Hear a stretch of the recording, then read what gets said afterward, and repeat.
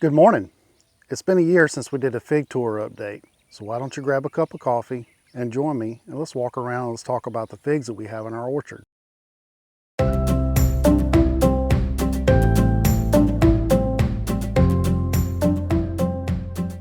The first fig we have in our lineup here closest to the road is Colonel Littman's Black. When I first bought Colonel Littman's Black, it was a much taller fig tree, and this year, as soon as it started warming up, started putting on a little quick growth. When it did that and the sap started rising, we had a late freeze, and the late freeze busted the wood on my main stalk right here. It died all the way to the ground. Before that, I did an air layer in the fall, and so before the freeze I'd taken that air layer off, so I have a copy of this plant potted up. This was a side shoot that was starting to come off the side that was still dormant at the time, and since then it's put on some nice growth, so we're hoping that we'll get some good growth out of this Colonel Littman's Black. If you're new to figs, Colonel Littman's Black is probably rated a 9 out of 10. It's a top tier fig. Dark fig, berry interior, and it's supposed to be very good. I haven't had it yet. I'm excited to try this fig. It doesn't look like it's going to be in the row is Antillo's Purple. Antillo's Purple is not a commonly talked about fig among the fig community, but I got this fig 6 years ago from Noonan Dog, which is Mike from up at Noonan, Georgia, and he goes by Noonan Dog on the Our Figs forum. And he gave me this tree, and I have to say I've been pleasantly surprised and very well pleased with the performance of this fig. Every year, if none of my other collector fig varieties bear for me, Antillo's Purple always seems to bear. It's got a nice dark fig with a red interior also. It's probably rated a 7 out of 10. Very good. My wife likes it a lot. All my friends that come over, they stand here and they eat these figs because it always loads up. Every year there's tons of figs, and this year looks like we probably have another 100 figs on this tree. Very well. If you've got room, add Antillo's Purple. It's a good, reliable producer. This is Lebanese Yellow. Lebanese Yellow is another one that's not commonly talked about. There are other Lebanese varieties, Lebanese Red, that people are just raving over. Lebanese Yellow, I haven't seen anybody else collecting this one. I've also got this one from Mike, Noonan Dog. Same time I got the Antillo's Purple. This year, I said if this tree doesn't produce, I'm just going to get rid of it because it hasn't produced in 4 years. As I was walking over here and getting those words right out of my mouth, I've got 4 figs here, and right down there I got 3 figs, but everywhere else on this tree, I don't have any other figs. I'm not very happy with the performance of this fig. And a fig tree that doesn't perform well is a hard one to bargain to keep in your orchard if it's not providing fruit, especially if it's a yellow fig. Yellow figs just, they don't have that dynamic flavor and that punch that I like to get from my purple figs.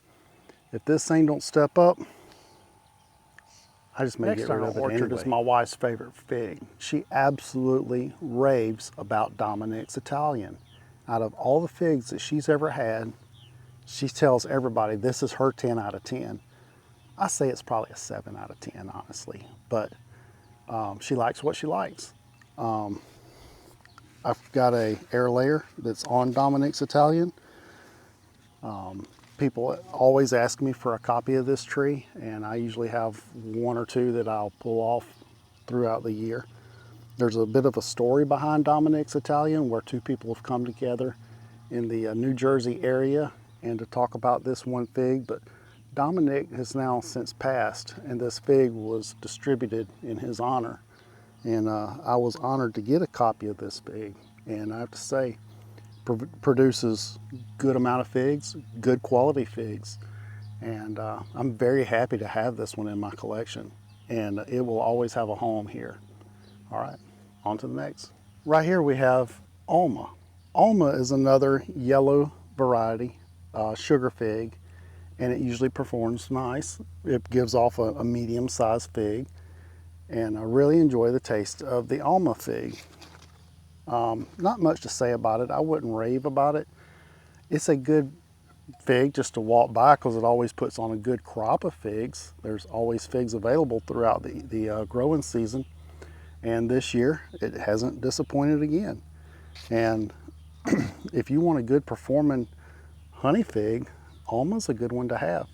We won't talk any more about it. We'll just move on to the lineup. Is Danny's Delight. Danny's Delight, another good purple fig, probably another 7 out of 10. I don't have a lot of 10 out of 10s in the ground just yet. We've got plans on buying the property right here where the camera is sitting, the little white house next door over that you'll see throughout this video. We're going to be expanding our fig orchard over there. So all the good figs that we have, some of our tier 10s, 10 out of 10s, tier 1s, are going to be going over here. If not this year, then next year, early spring, we'll be putting those in the ground, and we're excited to be able to expand our orchard. Danny's Delight, really good performer. Loads up with figs. I've got an air layer going right there. I've staked it to support that air layer. It was falling over. Medium size, purple, red fig. Grows good. I've never had a problem. It always comes out just after our last freeze, our last frost. So I've never had the wood break on this one. Good performer. Right next to Danny's Delight, and right at the beginning of our garden here, we have Chicago Hardy, or Hardy Chicago, however you say it. This has really put on a nice tree. It has plenty of figs all over it. It's a Mount Etna type, so it's a darker fig with a red interior. It's nothing to rave about. Probably another 7 out of 10. A good fig to have in your orchard. It has a larger size fig. It's not just your medium size, but just a little bit larger. It's not a gigantic fig. It's a good fig to have in your collection. Weathers very well. It's cold tolerant. Every year it survives the winter. I never have any winter dieback on this one. If you live in a more northern area where you have some decently hard freezing temperatures, Chicago Hardy is the one that everybody likes to add to their orchard collection. And I did a couple of air layers on this one this year, and it roots very well also. So if you want to take cuttings, or you know someone that has some cuttings of a Chicago Hardy, take those cuttings and put them in pots. Put them in the ground, put them in soil somewhere, and they're usually pretty reliable to root. Next up, in the world of figs, specifically the LSU fig breeding program, Dr. O'Rourke is a well-known name. Dr. O'Rourke had a fig tree that was named after him, and it's an improved Celeste variety. And the story behind this fig was my friend Charles was visiting the orchard with Dr. O'Rourke. Dr. O'Rourke reached down and he grabbed this tree and he handed it to my friend Charles. Charles now has that tree growing in his home orchard down in Pensacola. I was visiting with Charles. Charles had one that was potted up. He told me the story, and he gave me this tree. And now I've added it to my collection. I've just put it in the ground just a couple of weeks ago. I'm starting to see some growth on it. It had suffered a little bit of damage while it was starting to warm up here. But I had a tree that was previously here in this spot that didn't make it through the freezing cold winter. And I hope this O'Rourke does. I may just come back and do an air layer on it just in case. I'd really hate to lose this one.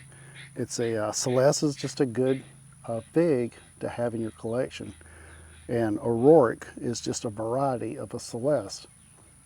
And I really enjoy these figs. There's nothing wrong with having the good old regular standby variety. Closed eye, weathers well here in the hot, humid South. If you live in a climate where rain is an issue, a Celeste variety such as this O'Rourke is a must add to your collection to make sure that you will always have fruit growing. There's some recent health benefits that have been found out about figs that I didn't know about, and I posted an article up on our Flumpton Famous Facebook group, and you can go there and read the article if you like. But some of the health benefits are that figs is the highest concentration of antioxidants among any fruit if the fruit is dried. And I thought that was pretty amazing that figs are #1 for antioxidants. Wow, I always thought it was something like blueberries or something. Who knows, even Blueberries may even take that place if blueberries are dried, but I don't think a dried blueberry would taste very well. Also, it's been linked to 40% colorectal cancer. So if you're eating at least one fig a day over the course of a year, you're going to have a reduced chance of getting colorectal cancer. And it also relieves constipation, and it also relieves menstrual cramps. And for all you ladies out there, I know that was probably a big one. And I've also heard that cayenne is also another one for reducing menstrual cramps also. Just a little side fact. All right, guys, back to it. Now, the Scotch Yellow that we have here, LSU variety Scotch Yellow, has done absolutely wonderful. It's probably my biggest fig tree in the entire orchard, and there's no holding this thing back. It did suffer some freeze damage right here on this big main limb, and it died, and I had to cut it out. And if you look in here, there's some spots where it suffered some freeze damage. I'm probably going to end up having to shape this one up real soon. Your typical Celeste varieties, they tend to bush out rather than make a single commoner tree form. So I think this one being next to our garden beds right here has really gotten into some fertile soil, and it just takes off, makes a big yellow variety of figs, and it's one of my favorites. Michelle doesn't care so much for it. She's not a fan of the yellow figs. This one's one of my favorites. I like this one and LSU Gold, which I don't have in my collection as of yet, are probably one of my top favorite yellow figs. Now we've got a little bit of a story with this one. This one was given to me as a Smith. Come to find out, when it fruited last year, it was a small dark fig. It was not a Smith. So I decided rather than dig it up and get rid of it, I had these nice tall stalks here. Well, these tall stalks suffered some freeze damage, and I didn't know that. I come along and I grafted some nice big grafts of Black Madeira and Figo Prado on the top of this one, and it was starting to push growth all over these, and then all of a sudden these limbs just withered away and started dying. So it continues to grow. I may come back and I may graft to it, but the long story short is I had these grafts on here starting to push a little bit of bud growth. So I pulled them off there real quick. I came over here to Champagne Yellow, which always grows very well for me. And look right in here. I put on Figo Prado, nice big graft. I cut the lower parts of the graft off, so I had nice clean green wood. And I did a fresh graft onto here. This has been on here for about probably almost a month now. And you can see it's really starting to pick up on its pushing the growth. It's really put on a lot of growth just this week. I think essentially what I'm going to do is I'm going to come down here, air layer this off, and then I'll have a little bit of roots of LSU Champagne, which is known for pushing a lot of growth. But if it ever dies back, I'll have enough in the ground that it should come back, hopefully, from Figo Prado. We're going to try that. I did that graft here, and I did one right down here also. Here's another Figo Prado graft right in the bottom. I did the same thing. It's starting to also push good growth down there. I tried it with the Black Madeira graft that I had. It failed. I've not had any Black Madeira grafts take this year. All right, that's it for our in-ground trees. Let's go over and take a look at what I got going in pots that we plan on putting in the ground, maybe here in a couple of weeks. If not, we're gonna hold some out for next year. Let's go. All right, starting off that we've got in pots, I've got White Marseille. It's a good yellow fig. It was probably the very first fig that I ever bought. And I've always wanted to keep one of these in my collections. I'm very happy with how White Marseille performs. It's a yellow fig. It's not all that great, but I like it. It's a nice, big, juicy fig. Now here's another top tier fig. It's a 10 out of 10 among the community. This is Italian 258. Italian 258 is known to be one of the very top tasting figs, and I'm glad to have this one in my collection. I plan on propagating this one after I get it in the ground and have multiples of this one in the fig tree orchard. Right here we have LSU DC6. DC stands for dead cat, because in the LSU fig breeding orchard, DC stood for dead cat. They found a dead cat right in the orchard. I know the cat comes along and pees right in the middle of my video. But DC6, Dead Cat 6, put on a very nice crop of Baribas this year. It loaded all the way down. I must have had 30 Bariba figs on this one. If you were looking for a fig that puts on a good amount of Bariba fruit, DC6 is probably one of the top ones that I've ever seen as far as loading up with Bariba figs. Absolutely wonderful, and I'm glad to have this one in my collection.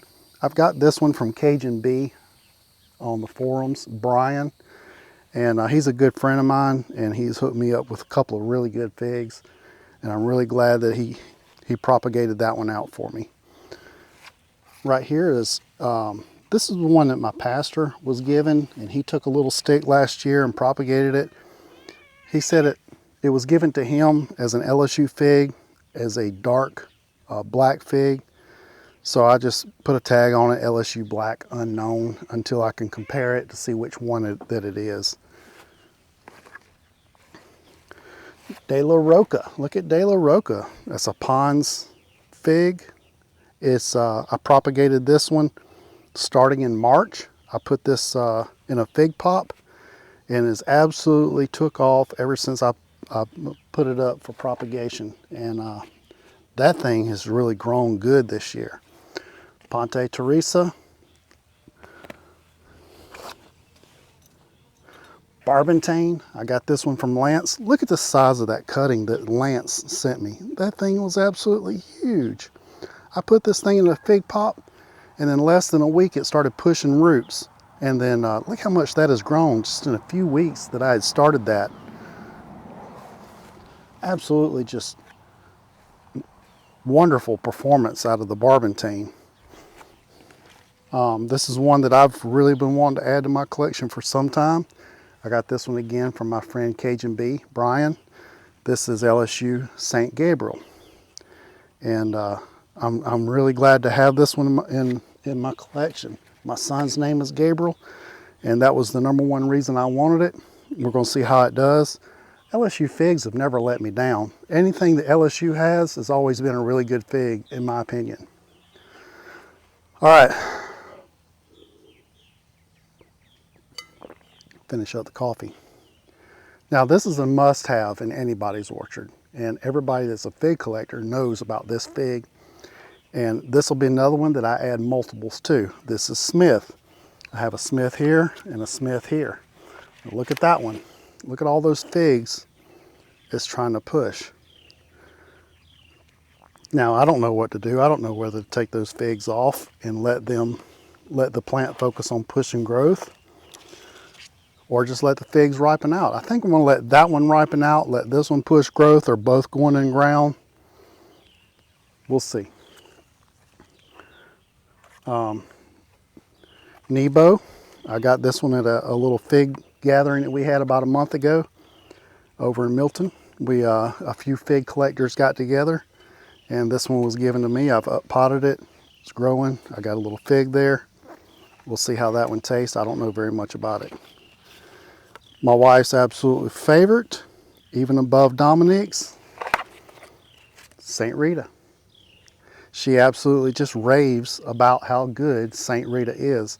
And I have to agree. In my opinion, St. Rita is probably a 9 out of 10. It is a wonderful fig.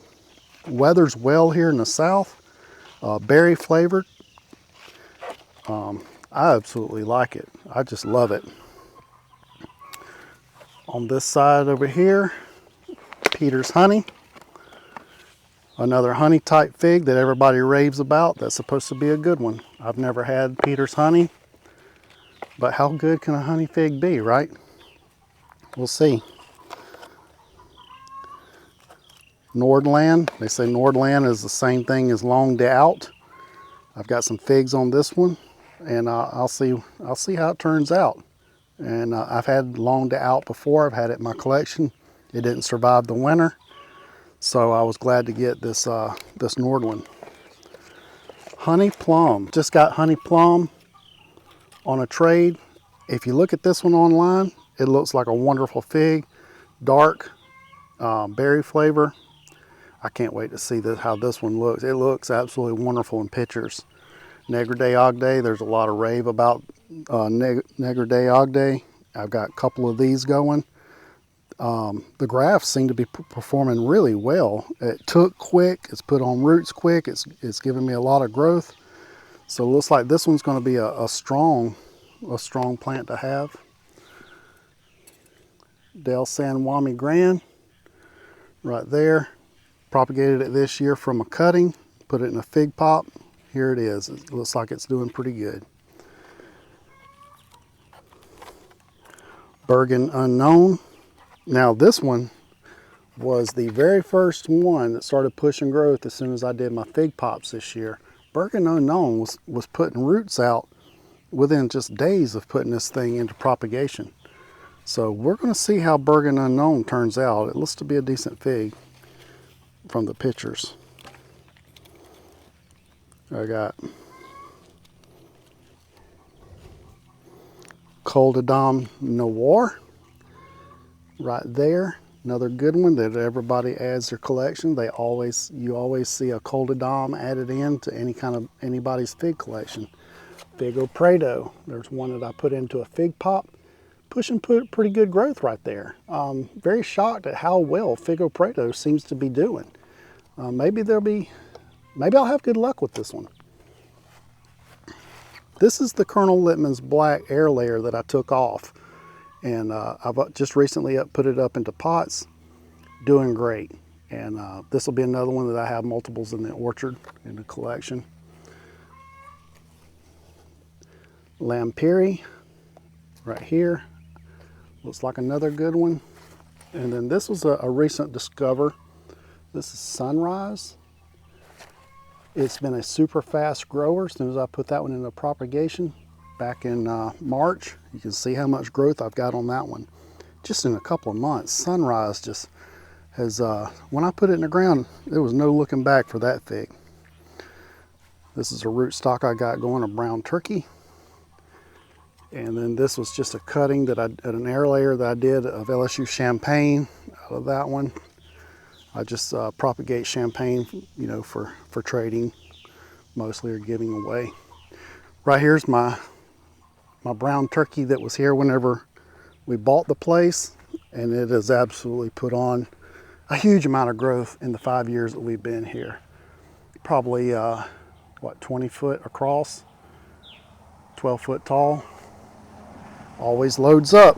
If you're in the South, any old homestead, they seem to always have a brown turkey growing in the backyard. If you see this big unknown fig tree growing and nobody knows what it is, they say either brown turkey or Celeste, but most of the time it just seems like it's a brown turkey. This one's just probably has 1,000 figs on it. It loads up, and these will start turning in about 2 or 3 weeks. These will be ripening up. Usually around the 1st of July, we start getting brown turkey. And I'll come out here and I'll just fill up on these things. I absolutely love them. Good for canning. All right, guys, that's going to wrap it up for this year's fig tree tour. I hope you enjoyed it. Hit the like button, hit the subscribe button, and follow us along if you enjoyed the content that we brought to you today. We'd like to have you along.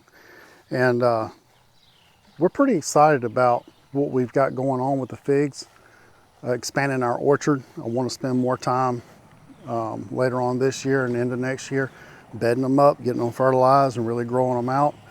And I've done more with figs this year than I've done the previous 2 years. I'm happy with the progress that I've had and the varieties I've added to the collection. All right, guys, hope you enjoyed the video. And remember, keep growing, keep building, and always keep adventuring. And together, we're Flumpton Famous. Thanks for watching.